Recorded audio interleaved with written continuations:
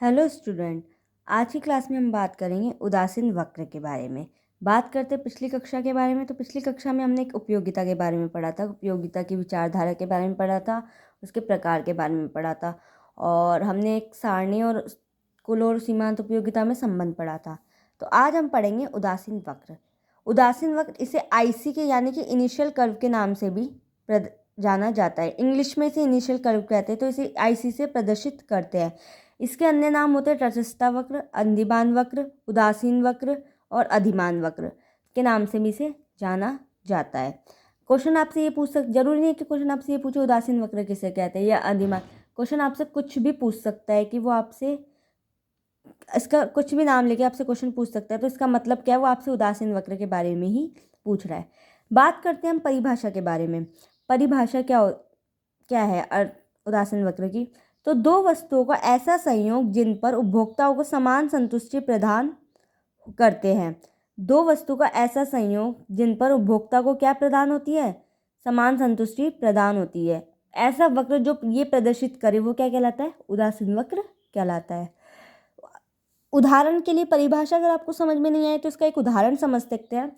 कोई ए नाम का व्यक्ति है, किस नाम का, ए नाम का, जिसे क्या पसंद है, फल ले लिए हमने। आप कुछ भी ले सकते हैं, ज़रूरी नहीं मैंने फल लिया तो आप फल ही लें, आप चॉकलेट ले सकते हैं, मिठाई ले सकते हैं, कुछ और भी आप ले सकते हैं। तो जिसे आम व केले पसंद है, तो उसे एक फल प्राप्त करने के लिए एक फल की कुछ इकाइयों को क्या करना पड़ेगा, त्याग करना पड़ेगा। अब मैम ये त्याग कैसे करेगा, हमें तो ये समझ में नहीं आया। कोई बात नहीं, तो हम इसके लिए क्या करते हैं, आपको एक सारणी बता देते हैं। जैसे हमने इकाई ले ली, कितनी इकाई लिए, 5, ABCDE। उसके बाद हमने क्या लिया, आम इकाइयाँ कितनी ले ली, आम की 5 इकाइयाँ हो गई, और केले की कितनी हो गई, मतलब आम की कितनी हो गई, 1 2 3 4 5, और केले की भी 10 8 6 5 2।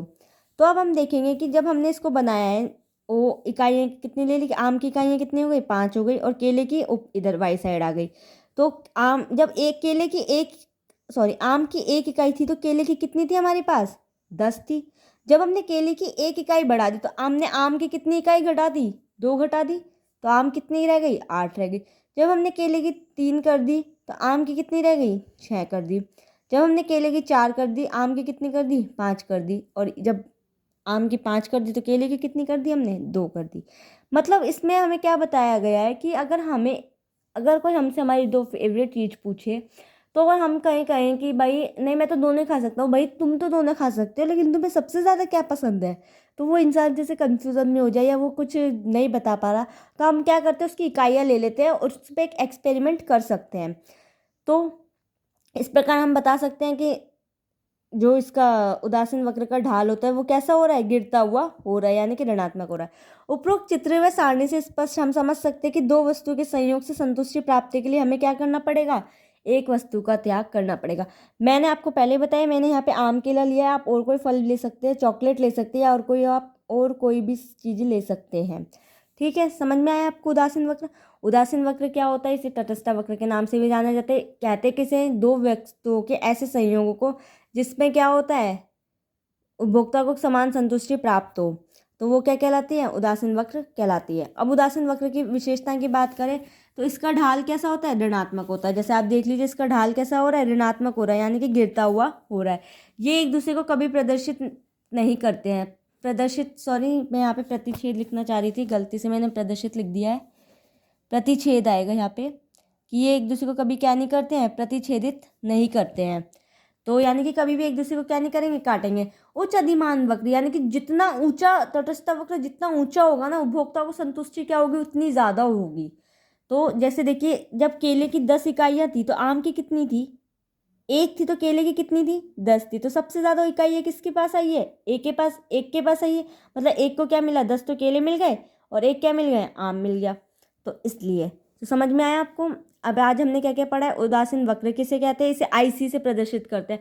कई बार कॉम्पिटिटिव एग्जाम में ये आ जाता है कि आईसी से किसको प्रदर्शित किया जाता है, तो उदासीन वक्र को, उपयोगिता को, मांग को, या पूर्ति को। तो किसको करते हैं, उदासीन वक्र को।